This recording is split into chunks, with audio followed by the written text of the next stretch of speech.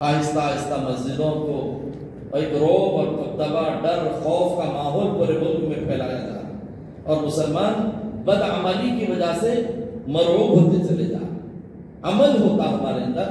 پختہ ایمان ہوتا ہمارے اندر، پختہ اللہ سے ہونے کا یقین ہوتا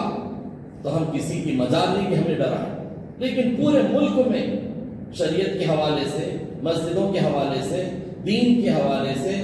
اور مختلف حوالے سے اس وقت ہمارے اوپر حالات کو کشیدہ بنا کر ہمارے خلاف کسا جا رہا ہے مسلمانوں کو، اور مسلمان بے حس ہے، غفلت میں پڑا ہوا ہے، بے شعور ہے، سب اپنی اپنی غفلت میں پڑے ہوئے ہیں۔ کیا ہوتا نہیں معلوم، آج شمال میں ہو رہا، کل جنوب میں ہوتا، کل ہمارے شہر میں ہوتا، ہم تو بہت اچھے ہیں، یہ نہیں ہونا چاہیے۔ جب حالات بے ایمانی کے ہوتے ہیں، سلطنتیں رکھنے کے بعد اللہ نے سلطنتوں کو ختم کر دیا مسلمانوں کی سلطنتیں تھیں، سلطنت عثمانیہ کہاں تک تھی؟ پورے بر اعظم ایشیا پر تھی، لیکن جب بے ایمانی پھیلی، بدعملی پھیلی، اللہ کے باغی بنے، اللہ نے حکومت ان سے لے کر پورے عیسائیوں کو اور دشمنوں کو دے دیا۔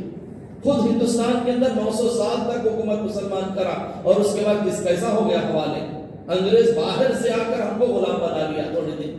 یہاں حکومت ہماری تھی۔ یہ کیوں ہوتا ہے؟ بدعمالیوں کی وجہ سے، گناہوں کی کثرت کی وجہ سے۔ پھر ہم بول لیتے رہتے کیا کر رہے لیڈران، کیا کر رہے علماء، کیا کر رہے تنظیمہ، تم کیا کر رہے، میں کیا کر رہا ہوں، کوئی نہیں دیکھ رہا،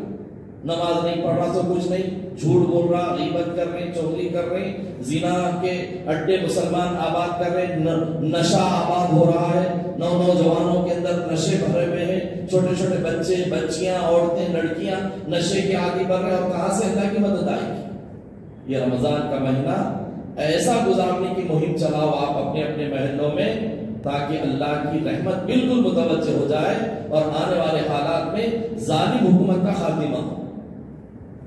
ہے ہی نہیں، ہم کوئی فکر ہی نہیں کر رہے۔ ہمارے بچوں کے ایمان کو ہٹانے اسکولوں کے اندر ایسا نصاب اور ایسا جو ہے سلیبس آ چکا ہے دوسری ریاستوں میں کہ پورا ہندو معاشرہ تیار ہوگا ان کی تعلیم سے۔ بچہ نام کا مسلمان ہوگا، ذہن پورا ہندوانہ ہوگا۔ تعلیم سے تبدیلیاں لاتے ہیں لوگ، تہذیب سے بگاڑ ہوتا ہے، اور ہم خاموش ہیں۔ تو اس لیے اپنے بچوں کے ایمان کی، بچیوں کے ایمان کی، سب کی ایمان کی حفاظت کے لیے رمضان مبارک میں گھروں کا ماحول تلاوت سے، ذکر سے، تفسیر سے، دین کی حلقوں سے، پیغام سے انشاءاللہ آباد کرو، پھر اللہ سے مانگو،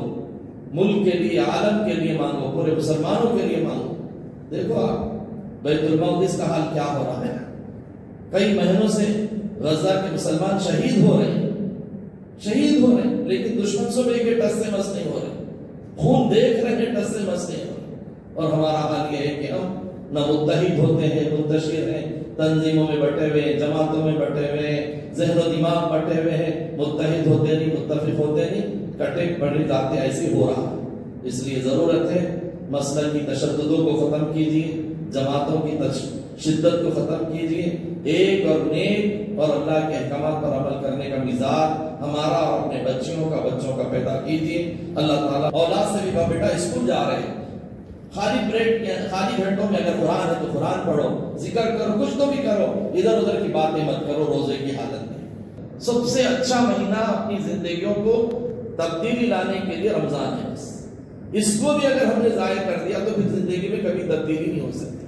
کبھی ہماری زندگیوں میں انقلاب نہیں آ سکتا، کبھی ہم عمل والے نہیں ہو سکتے، کبھی ہم تقوی والے نہیں ہو سکتے، کبھی ہم اللہ کی طرف جھکنے والے نہیں ہو سکتے۔ ہاں اللہ کا فضل ہو جائے، وہ پروردگار کا کبھی بھی ہو سکتا ہے انسان کو تبدیلی، لیکن رمضان اس لیے آیا ہے تاکہ ہم اپنی زندگیوں کو تقوی سے جوڑیں، طہارت سے جوڑیں، پاکیزگی سے جوڑیں، عبادتوں سے جوڑیں، نمازوں سے جوڑیں۔ جتنے لوگ یہاں بیٹھے ہیں کم از کم یہ طے کر لیں، اور جتنی ہماری بہنیں آئی ہوئی ہیں یہ عزم و ارادہ کر لیں کہ میں ایک روزہ نہیں چھوڑوں گا، ایک تراویح نہیں چھوڑے گا، ایک فرض نماز نہیں، اور قرآن میں اتنے ختم کروں گا، اتنے ختم کروں گی۔ انشاءاللہ جب بندہ کسی چیز کا ارادہ اور عزم کرتا ہے تو پروردگار عالم اس کی مدد فرماتا ہے۔